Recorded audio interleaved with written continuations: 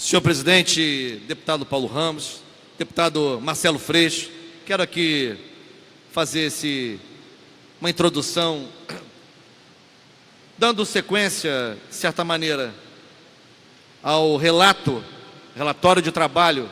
e as reflexões feitas pelo deputado Marcelo Freixo desta tribuna,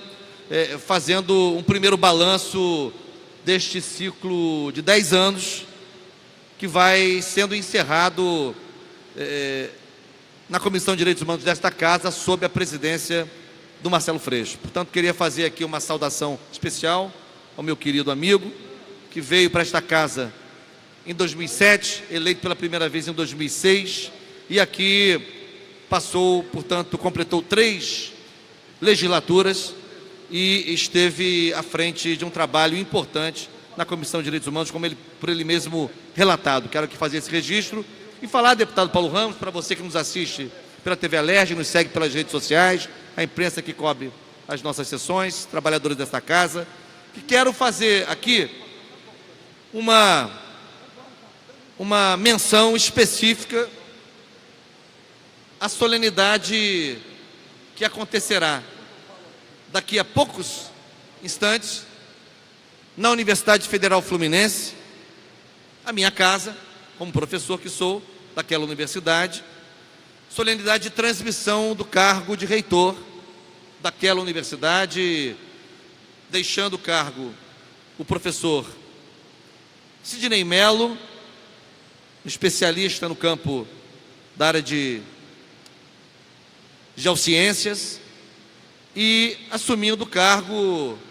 o professor Antônio Cláudio Nóbrega, oriundo do Instituto Biomédico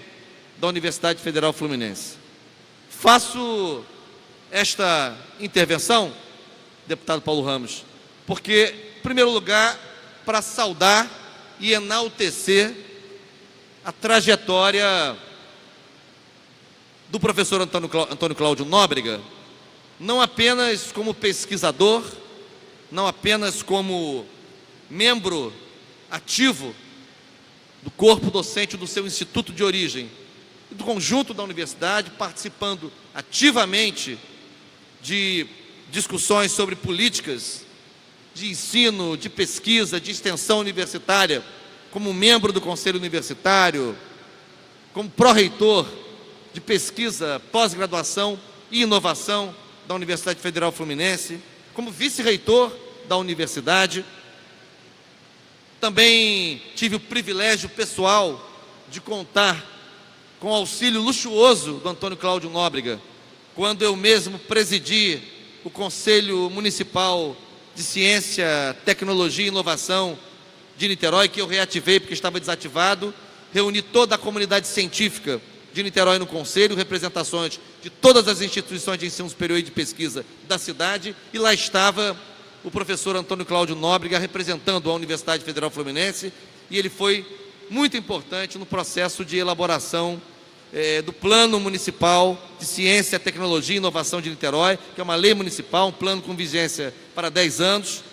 e Antônio Cláudio no Conselho Municipal de Ciência e Tecnologia foi fundamental na discussão, na elaboração do plano até a sua votação pela Câmara Municipal. Além disso, deputado Paulo Ramos, o professor Antônio Cláudio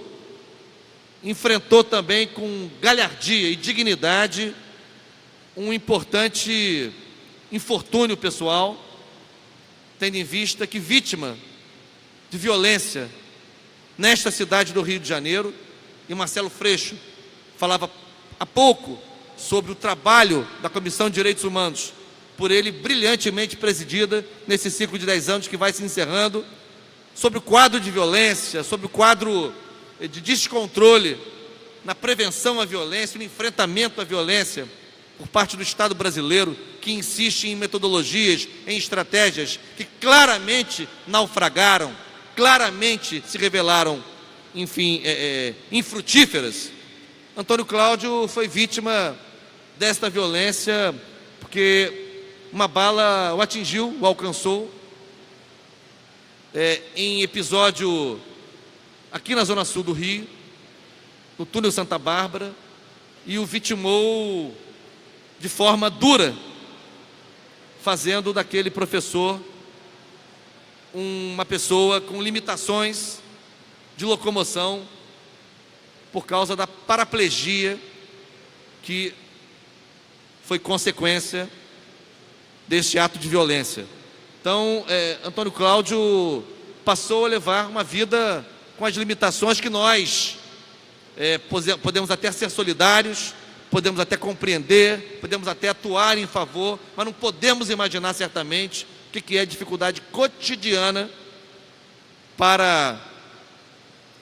práticas, para movimentos, para, enfim, atitudes aparentemente triviais para nós, para quem precisa se locomover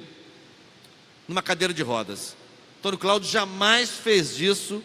um handicap pessoal, jamais fez disso um handicap na sua carreira acadêmica e científica, jamais fez disso um handicap para a sua inserção ativa no mundo da ciência, da pesquisa e da inovação, não só na UF, como também no estado do Rio de Janeiro e no Brasil. Portanto, ele tem méritos acadêmicos, méritos gerenciais no contexto da gestão universitária e méritos pessoais por transformar uma deficiência em desafio, por transformar uma deficiência em motor de sua própria superação. E não é à toa, não é por acaso, mas por história de determinação, de entrega e de superação que ele assume hoje o cargo de reitor na Universidade Federal Fluminense. E quis o destino, quiseram as circunstâncias históricas que o professor Antônio Cláudio Nóbrega assumisse a reitoria da UF diante de um cenário absolutamente sombrio para as universidades públicas no Brasil. Temos assistido, não surpresos, mas indignados, já a várias declarações, sucessivas declarações, deputado Paulo Ramos, do ministro indicado para a área de educação do governo federal eleito, e faz menções preocupantes, quando não desairosas, acerca do lugar, do papel estratégico, decisivo, eu diria, das universidades de modo geral, do ensino superior de modo geral, das universidades em particular e mais especialmente das universidades públicas. Não vou aqui repetir a cantilena segundo a qual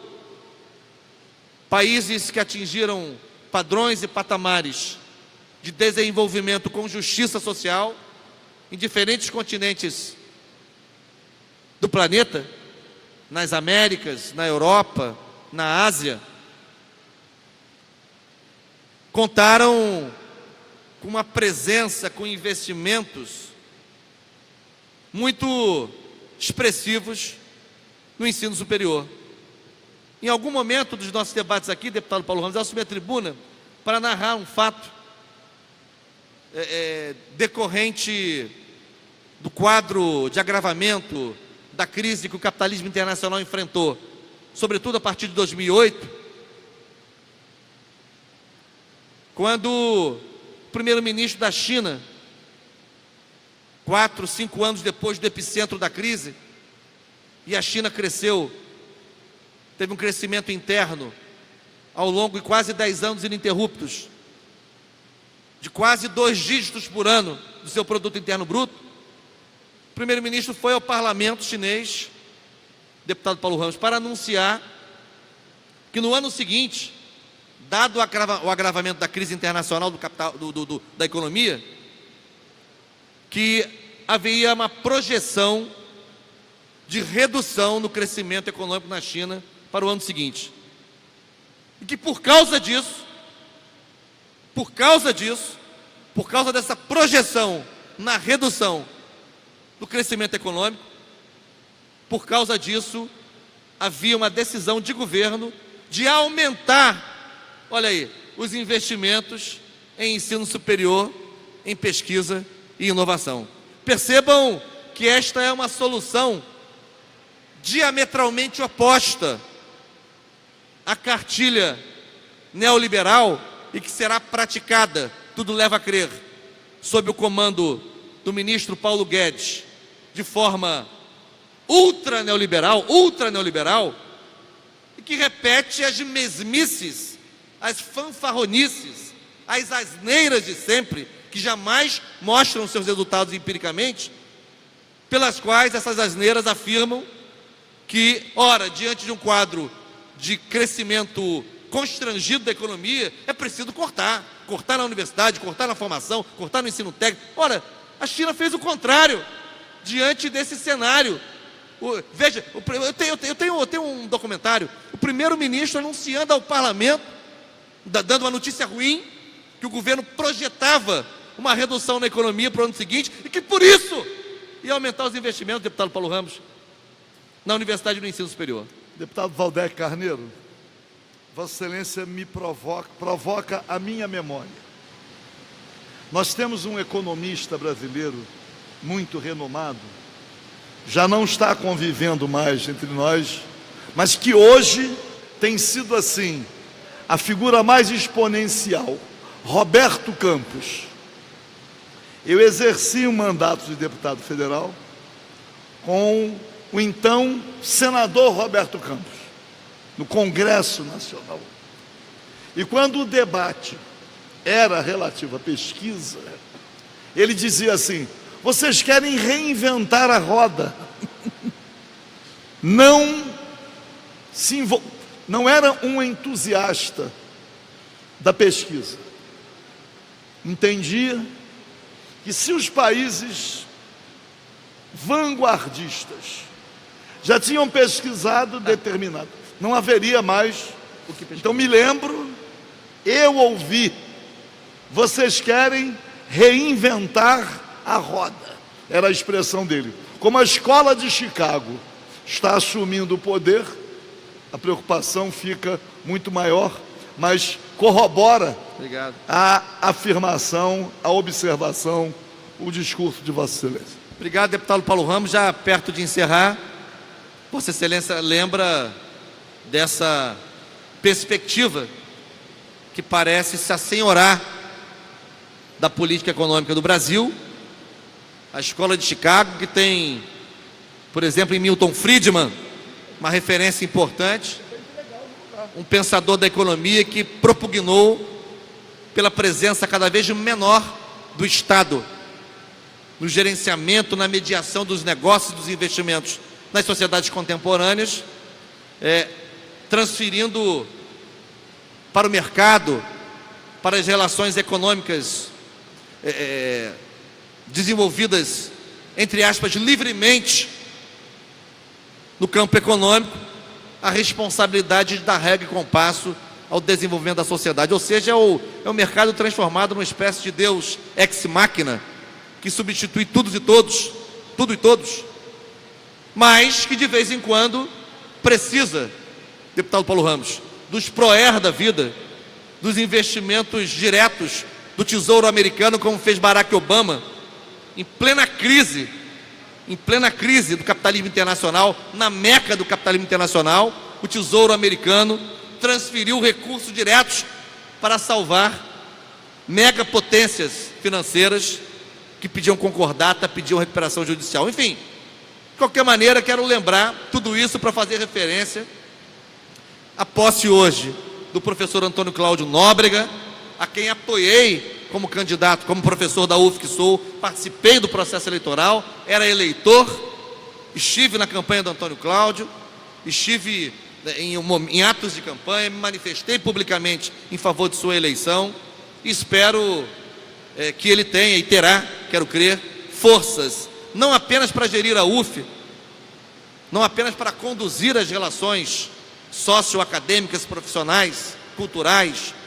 científicas, que estabelecem nesta, que é uma das mais importantes universidades brasileiras e latino-americanas, como também para enfrentar este tsunami ultra-neoliberal, ultraconservador, que já aponta o dedo, portanto já indicia as universidades como instituições que devem ser, enfim, reinventadas, redesenhadas, sobretudo devem ser objeto de um desinvestimento, e isso é de fato ameaçador, preocupante para as futuras gerações, para um cenário de soberania, porque hoje, no cenário da revolução tecnológica, da quarta revolução tecnológica, não é possível divisar um país que na cena internacional consiga se afirmar sem investimentos expressivos, robustos e duradouros em ciência, em pesquisa, em inovação, em formação de quadros. E o Rio de Janeiro, vou concluir, fez o contrário. O Rio de Janeiro, no desgoverno Pezão, seguiu a máxima de que, por causa da redução da economia, era preciso condenar as universidades estaduais a essa situação de indigência a que foram condenadas. Ao contrário, era preciso investir nesses centros de produção de pesquisa, de conhecimento, de inovação, porque só daí, ou em boa parte daí, é que sairão soluções duradouras para a retomada da economia no Estado, para a produção das chamadas receitas novas, que não são os empréstimos que trarão, que não é o arroxo no servidor que trará, que não é a venda a preço de banana da SEDAI que traria, é só a possibilidade de um outro projeto estratégico de desenvolvimento que poderá, a curto, médio e longo prazo, produzir as receitas novas de que precisa a economia do Estado para se recuperar. Por isso, faço aqui essa alocução já longa para cumprimentar o professor Antônio Cláudio Nóbrega, dizer que tem todo o nosso apoio ao assumir a reitoria da UF, da Universidade Federal Fluminense, hoje à noite, e me colocar e colocar nosso mandato à disposição, em alinhamento ao enfrentamento que terá que fazer ao lado da ANDIFES, da Associação Nacional de Dirigentes das Instituições Federais de Ensino Superior, ao lado da comunidade científica brasileira, da SBPC, de várias outras entidades,